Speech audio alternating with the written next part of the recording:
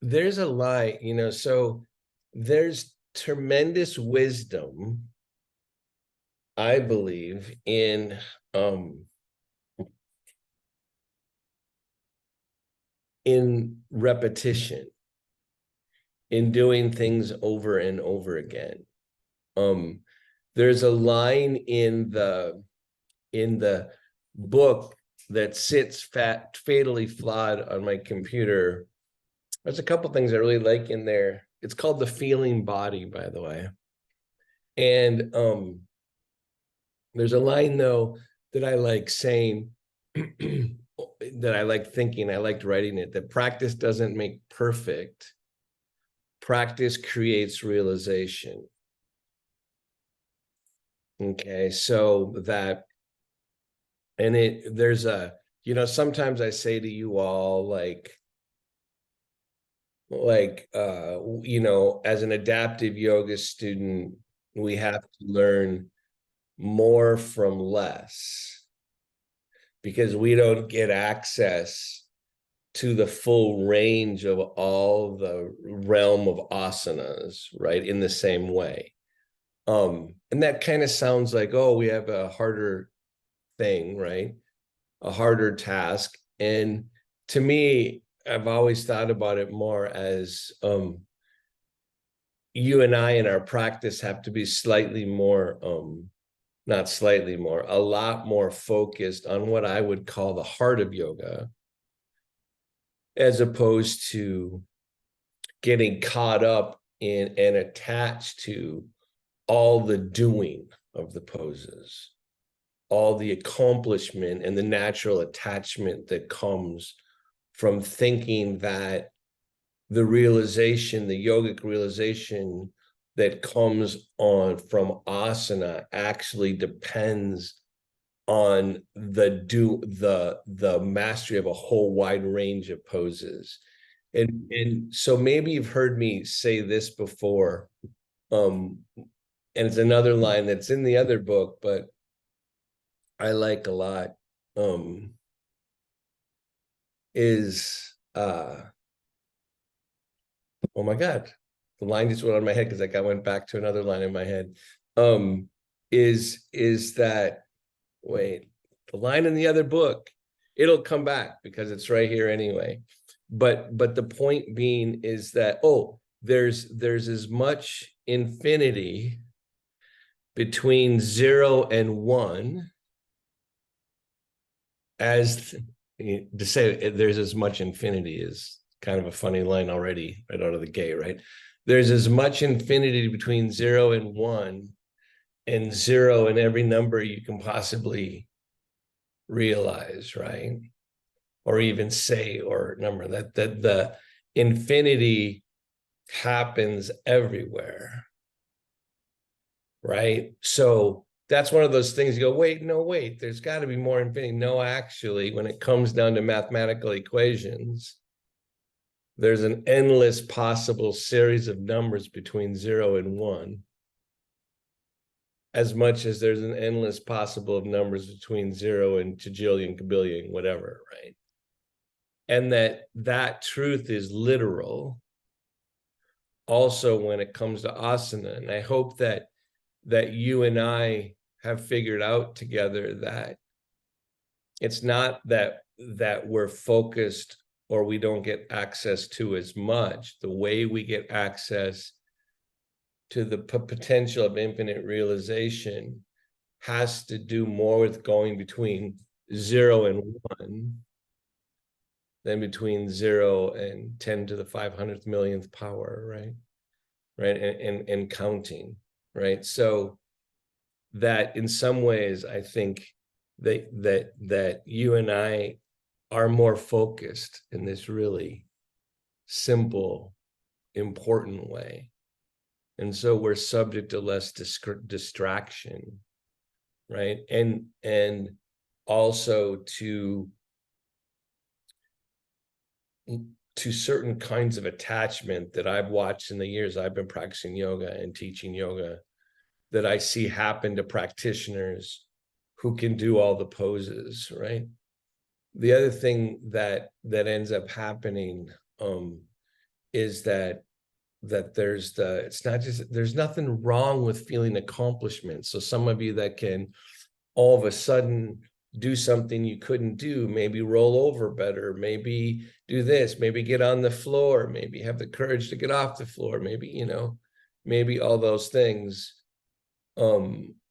Those are exactly the way the flower opens from asana practice. And it comes from rinse and repeating, right? You ever like look at your back of your shampoo bottle and it says, do this, lather up, whatever, and then rinse and repeat. But it doesn't tell you to stop after 3 times, right? I mean, you ever like, if I were to just be someone that followed directions, I would still be shampooing my hair from like 1979, right? I would be rinsing and repeating. And yet practice doesn't make perfect. You're not trying to master the pose. Practice creates realization. There's wisdom in the rinse and repeat. It creates the ground for you to realize the happening that isn't apparent, that isn't easy for the mind to grasp. One of the reasons why I study asana and try to share with all of you a type of support of the experience of disability that travels from body to mind is that it reveals how I'm connected to the universe in a way that my mind could never grasp. Unity is not a thing that can come before the senses, right? You don't all of a sudden see it and go, oh yeah, I'm unified. Because once you're seeing it, you're a subject to that object, right? So the sensation of unity and belonging and connection can never actually come through the senses. It has to be realized. So when I go back and say, hey, rinse and repeat, don't get bored. We're doing the same thing every class, which we kind of are and we kind of aren't, right? This is the ground of realizing the wisdom of rinse and repeat. All that being said, the thing I was practicing this morning and thinking about,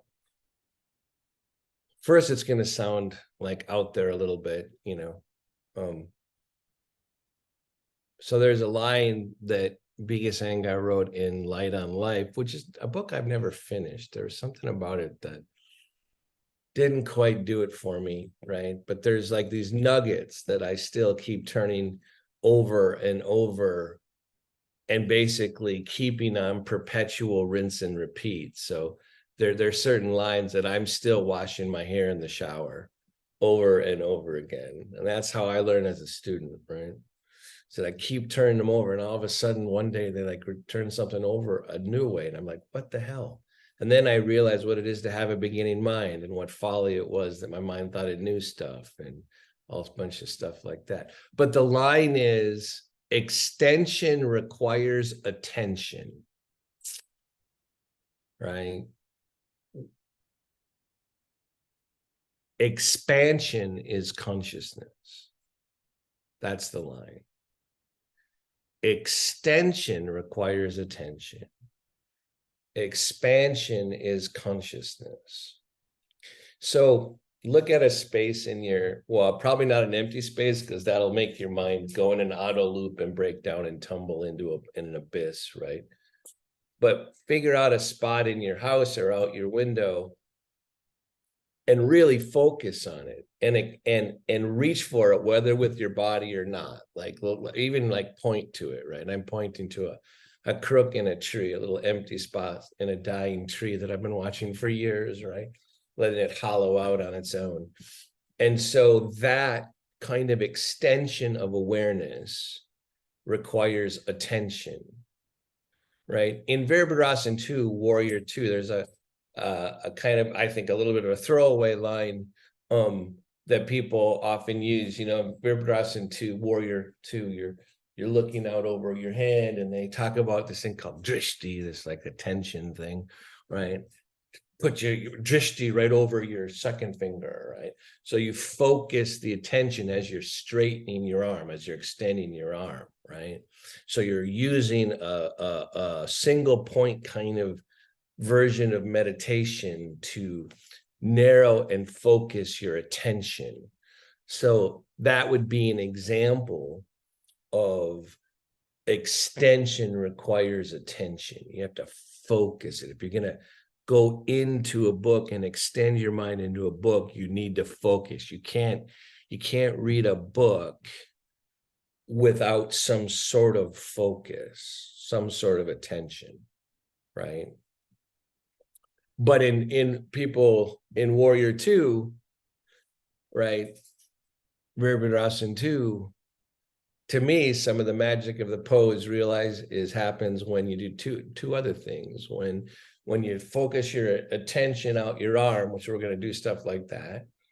But in that pose, it becomes really important to press through the heel of the outer rim of the heel of the back leg away from where your head is.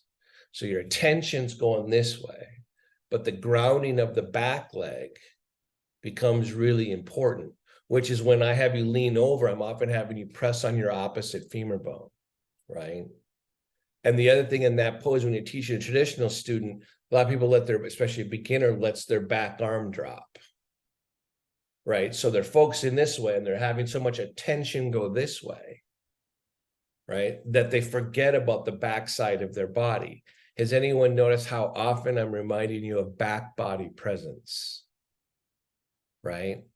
Because when you actually do both of those, right, you don't just get caught up, your mind doesn't get caught up just in the attention, but you actually find the backside of the pose, the whole pose transforms, right? So one of the things that you've heard me talk about a lot is when horizontal extension intersects, when vertical extension, the up and down, intersects with horizontal extension, something happens in your poses. And it's crucial. And it turns out that in Gita Iyengar's preliminary course book, it's much easier to teach a beginner how to go vertical, right? Much harder to get them to realize the happening that occurs when you go horizontal. And when vertical and horizontal intersect, something incredible happens. Because the misnomer of vertical and horizontal is that it makes it seem like it's a two-dimensional object. Like you're writing the vertical, making a cross on a page or an X on a page. It's not. When vertical and horizontal actually intersect, something three-dimensional happens. So you're going to see a lot in yoga poses.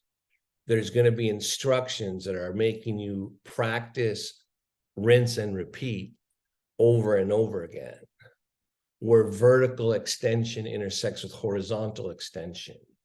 And when that happens, it's a really good time to breathe, because the breath is three-dimensional, right? So it makes sure that the activation that occurs when horizontal meets vertical gets intersected with a fundamental expansion of energy. So we're going to rinse and repeat on vertical and horizontal again and again and again. And I'm telling you, I could tell you like it's a secret. This matters in every single pose. Every single one, the construction of it's one of the principles. And it's not that easy. And if you've been listening and play back, if you could hit rinse and repeat on instructions, I've been given versions of this instruction over and over, hoping that at a certain moment, you and I can realize the infinity of that instruction, how it applies to absolutely everything in asana. and probably everything in life. So sit up straight. Here we are, finally at the rinsing and repeating. So those of you that can put your hands together in prayer, right? So you got this steeple. Remember that thing you did, the steeple? I can't remember I can't remember the little rhyme that went with that, the church and the steeple and the whatever. You got the straight up and down here, right? And it doesn't even matter if your hands are touching. You could even do it on the table. You could do whatever, right? Again, more than an able-bodied practitioner wants to admit, the particulars of an asana don't matter as much. Just don't tell anybody, because people get super attached to thinking the particulars matter a ton, right? It doesn't mean you don't need to practice shit. You got to practice shit, right? But what you receive has nothing to do with the particulars, right? So when I put my heel of my hands more together, so I'm just going to do something weird. I'm going to say, that's the moon. The heel of the hands is somewhat, for those of you who've been in class lately, the heel of the hand is somewhat similar to the heel on your foot. It gets to a different kind. And once you start to see that, all of a sudden, can you see how they're connected? Can you go right to the heels of your, right? How come I always instruct the inner edge of the heel? Extend from the inner groin to the inner knee to the inner heel. Oh, wait, there's something about the heel of the hand too. Somehow they mirror each other. Oh, goodness. Right. And so when I start to get the heel of my hands together, because I've practiced a lot, I've done a lot of rinse and repeating, I'm still taking that shower, right? I'm still in there. Like I can actually now, as soon as I do that, I can open the space on the inside edge of my femur bones. Right. And then I can find the inner heel. And suddenly I start sitting up straighter. Expansion is consciousness, right? Because I'm seeing implications because I've rinsed and repeated a whole bunch and then release. And guess what? It doesn't come to you unless you earn it. You have to rinse and repeat. That's why I want y'all to practice. Like, I don't want you just to believe what I'm telling you. Go practice and figure out. What I'm telling you, it comes from practice. It doesn't come from somebody told me the words, right? So here we are again, connecting to different, because the bone energy is a little bit different than the skin energy, right? And the bone energy is going to help you ground more. The moon's going to help you ground more, right? The sun's going to help you fly, right? So then I'm going to put my hands more together, right? And so at first I'm going to go, I'm going to try to like lengthen my fingers. I'm going to horizontally extend, right? I even had a teacher say, try to extend the inner and outer skin on each finger. But as you do that, don't lose the moon, don't lose the heel of your hand. Oh my God, is he teaching this again? Yes, I am teaching it again, because there's as much infinity between 0 and 1 as there is between 0 and infinity, right? So, and I'm getting contact with my fingers. You can do this on the table. By the way, as soon as I start getting better contact with my hands, is it just my crazy world that I start to feel my legs more? Is anyone feeling that already yet? What the hell? Are you kidding me? I'm interconnected on every level of every part of my being. If I just listen to the consciousness part and not the action. Yeah. Right. And there's a reason why I always tell you to go to the center of the palm. And instead of trying to force with your will, lengthen your fingers, pick a point in the center of your palm, keep the heels connected of your hands or on the table, and then expand from a central point through the skin. Don't lose the bone, and broaden across the palm, horizontal. And when you do that, does anyone feel your chest wants to lift? What the hell, Chuck?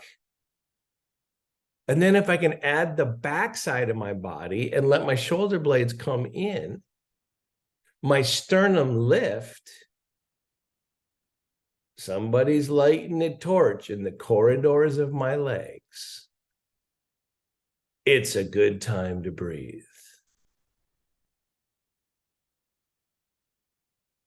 Good gravy. Expansion is consciousness. I'm more the observer and not the doer. I'm actually receiving. was never about doing the actions. It's whether I could hear what happens when I do the action. Good. And then release. Here's a thought experiment that I'm going to give to you again and again. I've said this to you, I'm sure, multiple times, because it's one of those rinse and repeat things I'm stuck on, right? Which is, I'm just amazed as a thought experiment about how Buddha basically, by accounts historically, basically started Buddhism by sitting down. He sat down and sat so still. He must have bent the space around him. I have no idea what happened, right? But a whole bunch of people started to like slow down and started to listen, right? And they waited for utterances because somehow he started to occupy not just the space within his body. So what the Western mind's going to want it to be, oh, it must be some space in his body. No, somehow he must have been integrating with the space around him in a way that other people were able to hear and waited for him to describe. So this realization, this is where I use the thought experiment, must not require the body in the way asana tends to make it look. By all counts, by historical counts, Buddha did some asana, but it wasn't a big deal. And by most people's account, meditation as a limb is, quote, more important than asana. But for me, I teach at Mind Body Solutions and have done Mind Body Solutions because meditation doesn't help me live in this difficult body alone. Helps me accept it. But I'm looking for ways to feel whole from body to mind. So I'm studying asana. So here in the hands, right, we have vertical, the steeple of my fingers, the bone of my heel of my hands, the grounding. And as soon as I do that, does anyone feel their elbows more on the table or whatever? Like a whole bunch of things are happening, right? And all of a sudden I'm receiving the infinity between 0 and 1. And I'm going to breathe and I'm feeling my whole body more, right? And I'm going to breathe into the expansion. Use my breath as an amplifier. Good. And then release. We're about to do more asana, but did you ever, I heard someone, you know, everyone knows I'm a little bit of a music, like I like listening to music, right? And so I heard a guitar player talk about Eddie Van Halen and said, really, all he really realized what was part of his sound, obviously he practiced, but what he started to do is he changed the fuse on his guitar such that he made a narrower fuse. So the electricity coming out of his guitar had to go through a narrower pipe, a narrower outlet into the amplifier. And that's part of what his sound is. He literally just changed the engineering, pushed the capacity of the amplifier to the limit, but by narrowing the pipe rather than expanding it, he got the sound for his practice to come through, right? I kind of think that's adaptive yoga, right? I think we had to narrow the fuse. And because we narrow the fuse, the sound is better. All right. So horizontal meets vertical.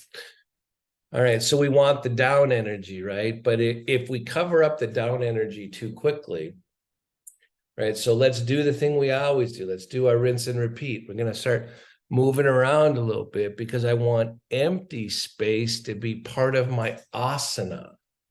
I want my empty space, my sense of empty space, to be part of my asana, right? So when I engage my will, I'm not narrowing my attention is focusing, but I'm not narrowing my sensation. If I use attention too mentally, I'll narrow my experience. So I'm going back over here and forward, right? So I want to make sure, and I'm just going to start moving around a little bit, trying to get an expansive energy, because I want expansive energy to go through the narrowing fuse of a particular pose, right? So I want to make sure I've got the subtle parts of me, the relief part of me, to be in my body before I start narrowing my pipe, right? Because I know, I'm taking my legs wide now, I know that it's the empty space in me that is the unified space in me. It's not all the shit I can control, right? That's not the unified part of me. That's how I become an agent. But remember, Buddha did all this and communicated it without moving as much. So clearly, the infinity has, so I'm leaning over, so again, as usual, my groins are tight, especially on a Monday, right? So I'm going back and forth here and I'm pressing down and up, right? Because I'm trying to get the feeling of lightness and the feeling of separating. So I'm leaning on one leg and I'm lifting my lower abdomen up because I want to make sure my brain allows in the message to my mind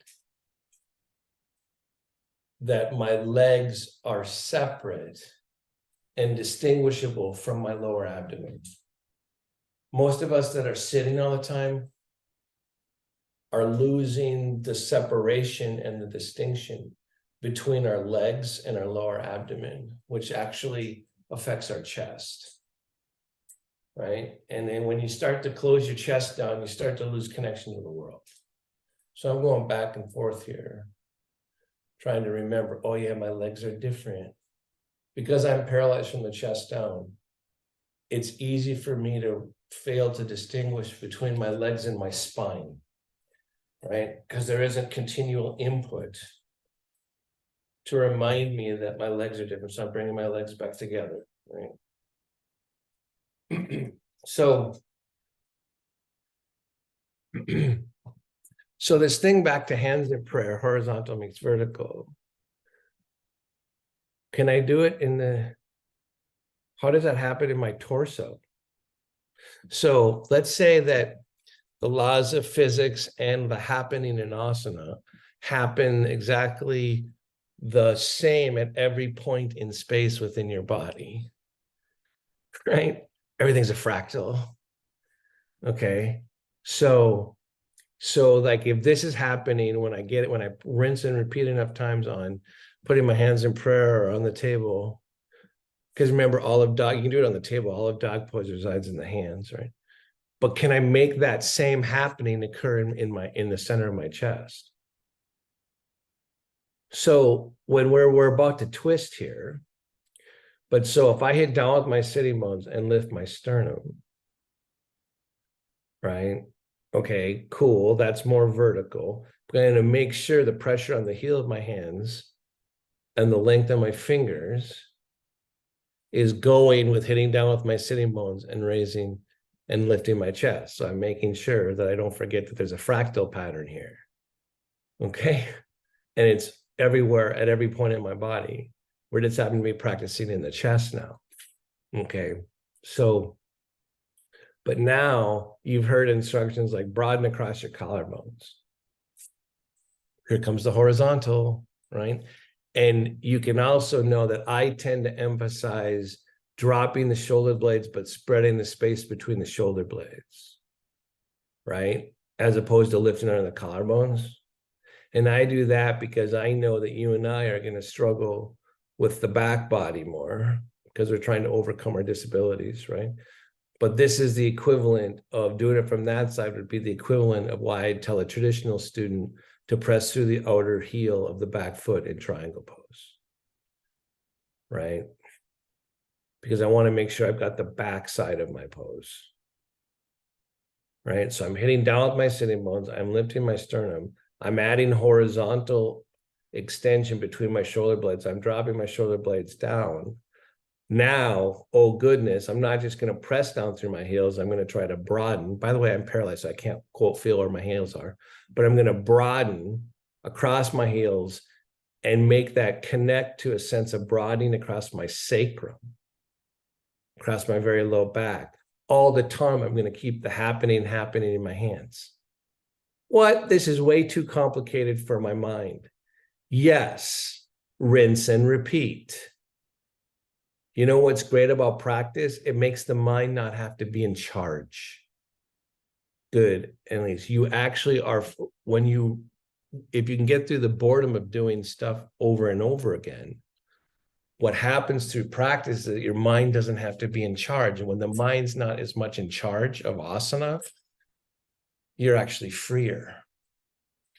Right? So now we're going to twist, right? So we're going to go vertical, down through the sitting bones, ground the feet up. We're going to drop the shoulder blade, open the palm, and go beyond the fingertips. We're going to roll the tricep in towards this midline this way so I can feel an enhanced sense of vertical, right? But now I'm going to go, okay, I know vertical and horizontal have to meet each other, so I'm going to broaden across my sacrum. I'm going to hit down with my sitting bones, but keep them broad. Oh my God, now I'm going to try to broaden across my armpit. I'm going to go horizontal in my armpit. What the hell? I'm going to do that while I'm broadening across my palm. Good, and then release. Whew, it's tiring, isn't it? Have you noticed that when you go horizontal across a pose, the muscle goes towards the bone? Lions and tigers and bears. Horizontal extension utilizes the bones better, which helps you utilize vertical better. What is going on here? You mean it's all connected? Yup. I'm going to sit up straight and tall. I'm going to hit my sitting bones down. I'm going to ground my feet. I'm going to inhale and take my arm up.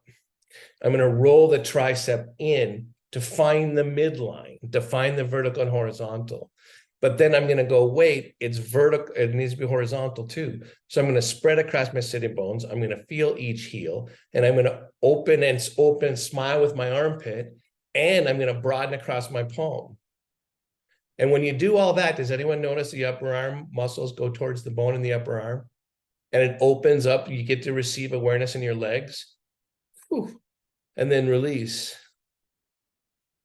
Oh my God, did we just do an inversion? Are these all the same? Oh no. For me, I'm going to take both arms up now. And it's not going to be that great because I'm going to get thrown off balance, but maybe you won't. So I have to fall back into my chair, and the whole Humpty Dumpty, just all his bones fell apart. But I'm going to do it anyway because it makes me think I'm doing more, but it doesn't. I've done enough yoga to know there's so many things going wrong when I do it with both arms. But it doesn't mean I shouldn't practice it. I need to rinse and repeat here too, right? Hitting down with my shoulder girdle, up with my fingertips, broadening across my palms, broadening across my sitting bones, broadening across my sacrum, broadening across my heels. What? Yeah. And then relax. That's too much for my mind to do. What am I supposed to do? Well, because my mind just got overwhelmed, I'm going to do a quick little dog pose. Right? I'm going to come forward and go either on my legs, my hands on the table, because I actually need to get my mind to quiet down again. Right? So I come into a pose that I hope if you haven't fallen in love with dog pose, for God's sakes, rinse and repeat enough until you do. Okay, so I'm going to go and let there be length in my spine. Uh-oh. What's happening? I'm realizing the possibility of vertical and horizontal here, and a three-dimensional receiving corridor of vertical and horizontal. Oh no, what am I going to do? What do you mean? I'm supposed to broaden across my collarbones, press down through my index mound. So as I broaden horizontally across my collarbones, I press through the index mound. Vertical is meeting horizontal. What the hell? Oh, you mean I'm supposed to broaden the space between my shoulder blades and drop my shoulder blades? Right? Oh no. I'm supposed to broaden across my sacrum, feel each leg, kind of ground the inner heel of each. There's horizontal again. And all this as I'm using gravity to lengthen the space between the vertebrae in my back. If I get space there between the vertebrae and my back because I'm lengthening, what do I do with it? I make it go back to vertical. Oh, wait, I thought I was just doing dog pose to take a break. Good, and then release. It's a fractal pattern happening in every pose. Yes. Yep. And it's something you and I need to study. Now I just do a regular dog pose. I'm gonna do it by leaning. I'm just now this time instead of doing it on the table, I'm gonna do it two different ways. I'm gonna do it like this, which on one level, right, is cool because it makes it feel like although I'm touching air, I need now the air on the skin on my hands to become the table. Right. So I don't get to push on it, but if I actually receive the feeling on my skin to my palms, right, I can like make the table happen. And then I'm going to ground down through my shoulder blades, broaden between the space between my shoulder blades, hit down through my sitting bones, broaden across my sacrum, and press down through my inner heels. Breathe. I'm going to look down because dog pose, the gaze isn't towards the sky in that pose. Good, and then release. Now this time I'm going to play a little bit of games with myself. Like I'm going to try to combine what we got here with a version of dog pose. I'm going to lean my forearms. So we're starting to kind of introduce headstand Shirsasana by getting the forearms grounded, right? And I'm going to do a version of dog pose now where I have my hands together. Because when my hands were together, I really was able to get the grounding in my hands and the vertical expansion across my palm. And we've already practiced how that opened the center of my chest. So I'm going to use the grounding here, the down, the horizontal expansion that I can get across my palms to open the space between my shoulder blades. Now I'm going to hit down with my sitting bones and stretch out beyond the top of my head. Shoulder blades down, sitting bones down, lengthen your neck, go out the whole top of your head, right? And so I'm doing a version, it's kind of dog pose, it's kind of hands and prayers, it's kind of Shirsasana, and Buddha was able to reveal this by actually just sitting and not having to do all this stuff. So it is possible that all this is happening at once. And then release. Oh, remember I said we were going to do a twist, but I got lost on the way to the twist, right? Because a twist, the way a beginner does a twist is actually, don't you love it? So you get to practice on your own. You can know you want to do a pose and then you get lost on the way to the pose. And you have a whole bunch of things and you go through a whole bunch of other things and suddenly you go, oh, now I'm ready for the thing I was actually thought I was starting to, right? All right, so the inhale, take your arm up. I wanted to get vertical, right? And then exhale, and you're starting to twist, and your spine is beginning to create the horizontal, right? Because you're twisting, and then the other arm behind you. Now, what's here is when you lift under the collarbones, right? When you try to get a space here, you're already practicing horizontal, right? And that's a good way for the mind to be able to get traction, right? But I often instruct broadening the space between the shoulder blades, broadening the shoulder blades while descending them. I descend them so this can lift, but I'm broadening everything at the same time so I can find my legs, right? Because I know when vertical meets horizontal, expansion is consciousness. Inhale, lift up, exhale, revolve. Good, and then release. So I'll tell the story on the other side, after we do the other side, because I'm getting lost on my way to the twist, right? And that's the fun of practicing on your own. You get to get lost and nobody knows, right? And then exhale and revolve.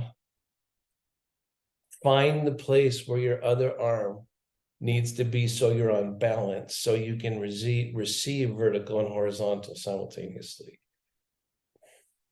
So here we usually say inhale, lift up, exhale, revolve. You could.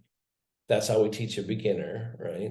We also tell them to lift under their collarbones, but that's a one way to get them to drop their shoulder blades. So I typically ask you to not just emphasize lifting up on your collarbone too much, because that overstrains your diaphragm and that cuts off the subtle body sometimes. So I usually ask you to do it from the backside of your body by broadening the space between your sternum, between your shoulder blades, and dropping your shoulder blades, which automatically lifts your collarbones, right? But I want you to keep augering down vertical, down through your sitting bones, down through your inner heels. As you're lifting up and revolving towards the sun, don't lose the moon, right? Now, one way not to lose the moon is to take your right side of your rib cage back towards your left hip. Oh my God, that's both vertical and horizontal. It reveals vertical, but it uses horizontal instructions. Inhale, lift up, exhale, revolve. Whew, come on back to center. I did that one on so many levels. I'm coming right back into a resting dog pose.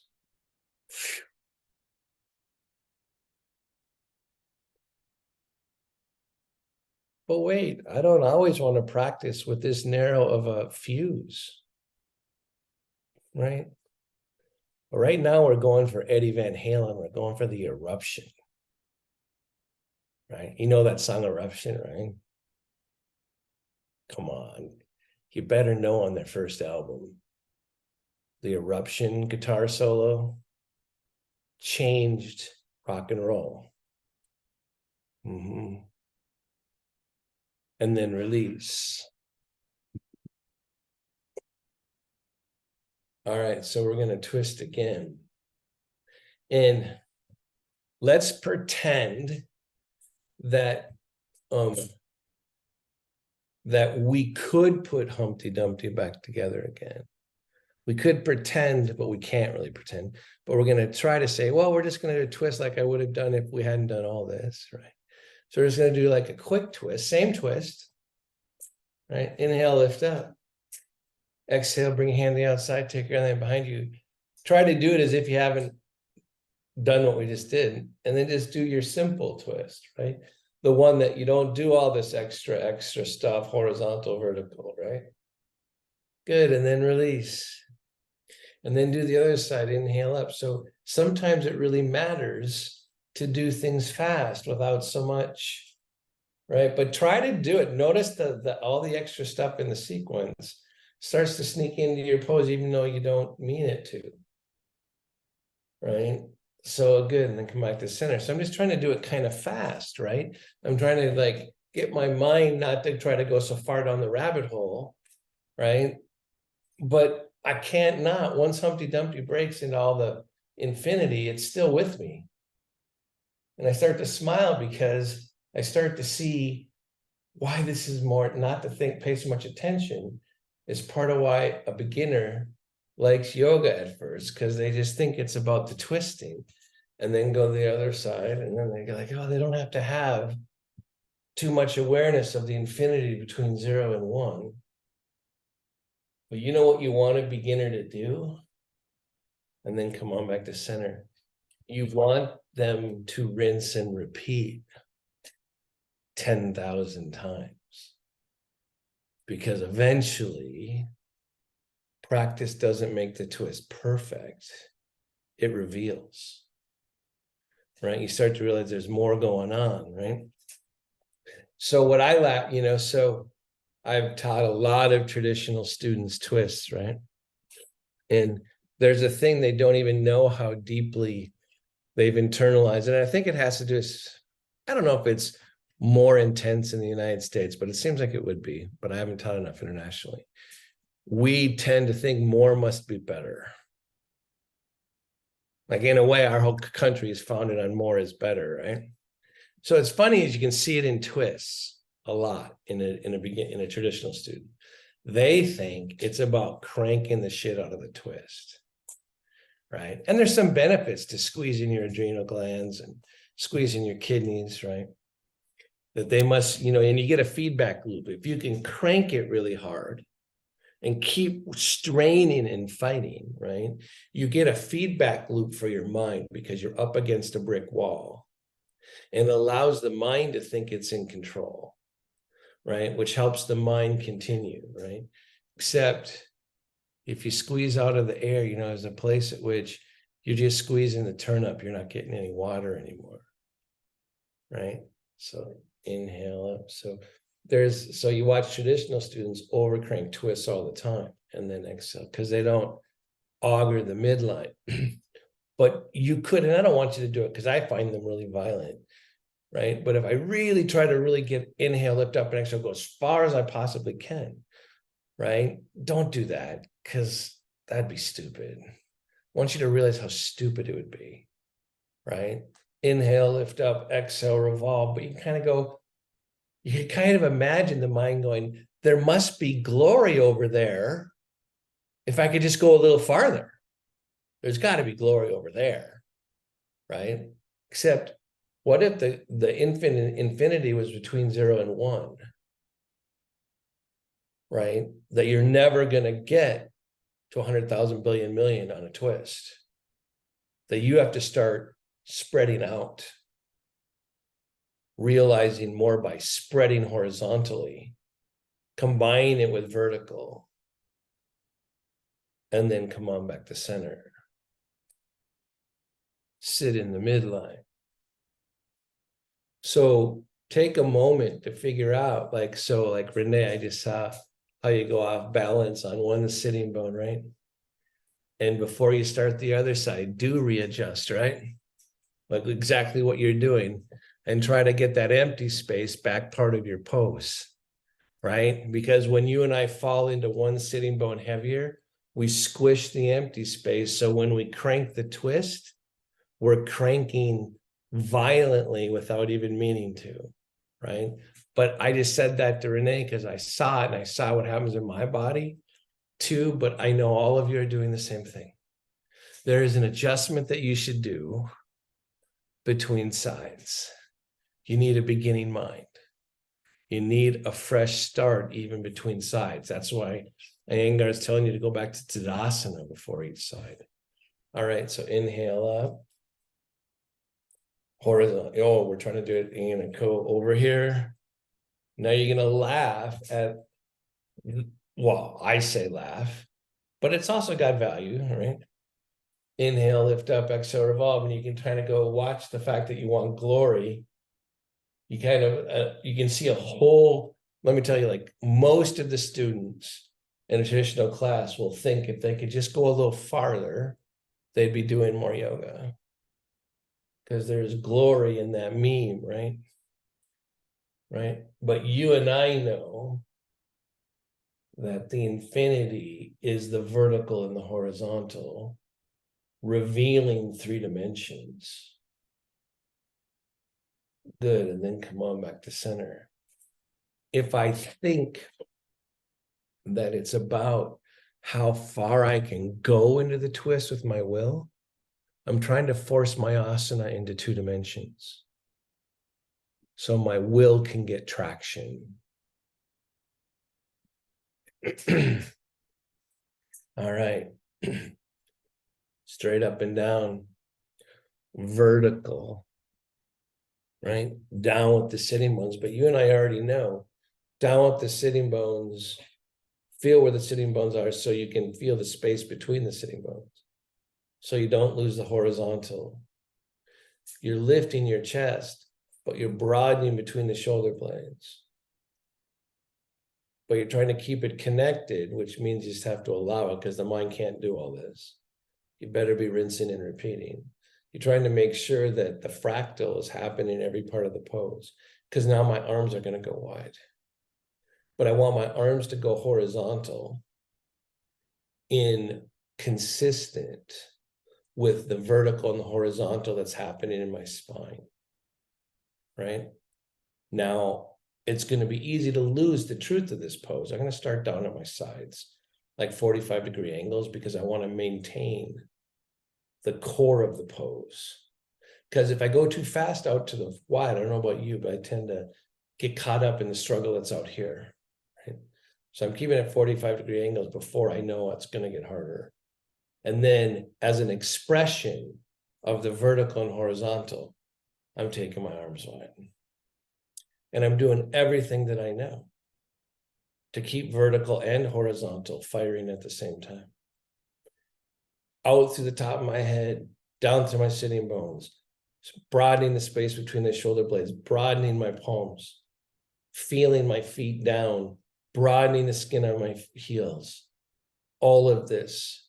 Ooh, I'm fatiguing on my elbow where I've got nerve pinch on my elbow. I know I can't hold my pose very long. I'm going to change that because it's too much pain. You don't need to, right? I might do this pose for a second because I've got so much strain on my elbow, right? From nerve problems, right? So I'm doing it here. Because the really important part of the pose was here. This was window dressing, right? Except it's cool window dressing, right? It's not wrong. It's just trying to count numbers big rather than realizing the space between the numbers. Good, and then come on back to center. So you can imagine some of the twists that I usually teach, whereas we lean forward, right? So, because you and I, if you sit a lot, are going to have trouble keeping the earth in the poses. So I'm leaning my elbow down, grabbing my opposite knee, right? Already, before I'm twisting, I'm feeling up dog. For those of you who've been on classes, I'm going to take my arm up on my armrest here. And I'm going to realize that I just narrowed the amplifier or the fuse into the amplifier because I'm in less space. This is an advantage and a disadvantage. I don't want to squeeze the pose too much. I want to keep horizontal expansion between my shoulder blades and across my sitting bones. But I'm in a position to crank the pose more because I'm not as wide. So I've got to like realize that although I can crank the pose more, I need to keep spaciousness so I don't get violent in the pose. Inhale, lift up, exhale, up, broaden across the collarbones. Keep the space between the shoulder blades wide, right? Watch what happened because gravity's falling into the earth because I'm leaning forward. Breathe to expand towards the sun. Exhale into the action. Good, and then release. So in my opinion, for what I need, that's a way harder twist, right? But I got to be careful because I can do violence in that twist easier, right? Because I'm in less space. I could possibly blow the fuse if I crank here, right? So I'm forward, I'm grounding my bones down. I'm grabbing my opposite knee because now I've got reference, horizontal reference coming to my brain. I've got my hand here to keep my sternum lifted on my armrest. I'm leaning forward to keep gravity tumbling me towards the earth. And I use my will instead of cranking the twist. I use it to find the sun. But I don't want to lose my sitting bones. Inhale, lift up, exhale, revolve. I'm opening up and there's a whole bunch of poses. There's a whole bunch of twists that are forward bending poses that are really earthy and really fun. Inhale, lift up, exhale, revolve. Good, and then release like Parvrita Janushasana. There's a whole bunch of forward bending twists that are right here. And I'm going to come back and through a little bit because I want my Shavasana to have rhythm in it. The one thing about doing twists in a narrower pipe is that Shavasana needs to have more space in it. So I'm just going to quick open a little bit here because I'm going to let my legs be a little bit more connected, right? Now I'm going to come forward and start knowing I'm coming towards Shavasana. So practice some symmetry, right? So each foot, each sitting bone, right? And then gotta like be very conscious about how to let in the support of the chair. It's harder to do sitting up than it is to do it lying down, because you can like submit more readily when your spine is completely supported. But you know how to do it. You've been practicing the sensation of support. So let the chair hold you up. Let it in. Let it in from body to mind that you're not alone.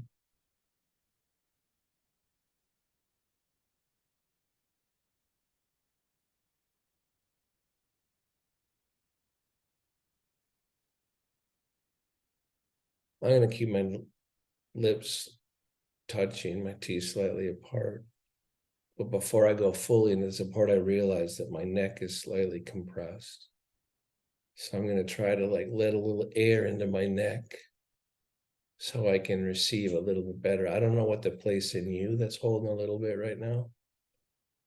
But in order to get the full benefit of the chair holding you up and then in your companionship with the universe, see where you're gripping. Then soften around the temples, the jaw, the inside of the mouth.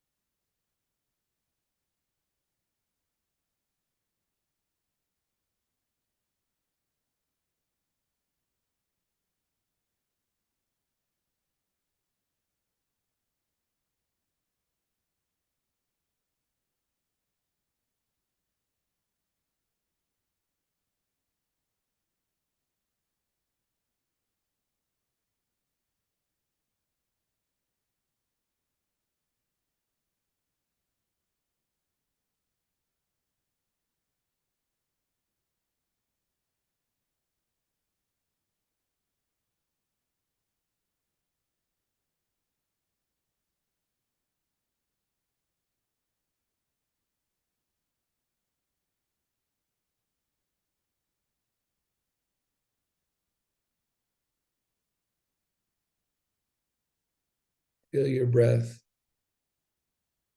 Don't change it. Thank your body.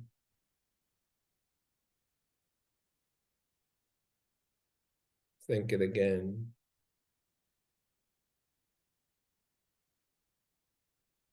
It helps realization be tangible.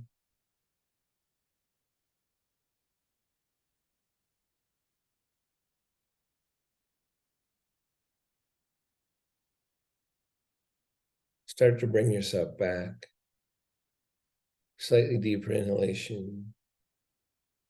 Slightly longer exhalation. I hope as you've been coming out of Shavasana all these years, you realize that you can travel dimensions. So when you come back to where movement happens, you're crossing universe.